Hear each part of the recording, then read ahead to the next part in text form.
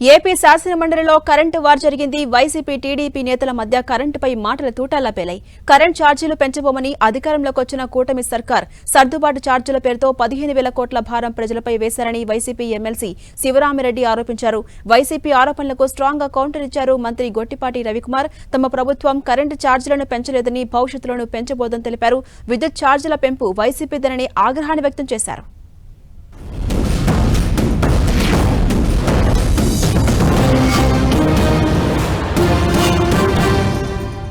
ప్రభుత్వం అధికారంలోకి వస్తే విద్యుత్ ఛార్జీలు ₹1 కూడా పెంచబోము.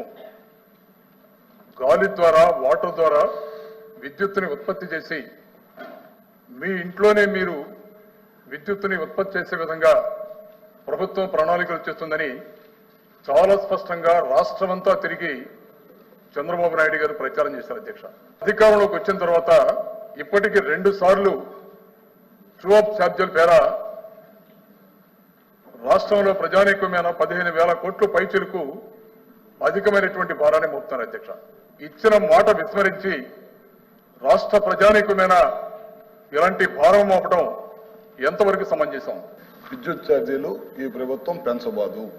ఈ ప్రభుత్వం దానికి కట్టుబడి ఉంది.